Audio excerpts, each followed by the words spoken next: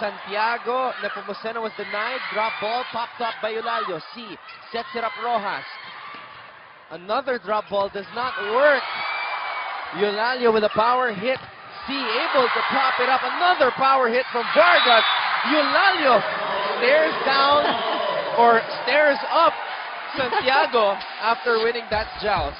Well, you know, FEU in this series, nakikita mo talaga, no, nasa pwesto, nasa tamang pwesto, and that last point by Eulalio, ang sarap ng feeling siguro for her, no? She won that against the much taller Santiago. The two fourth-year players battling in that last joust. FEU now on top by 1. And I was concerned.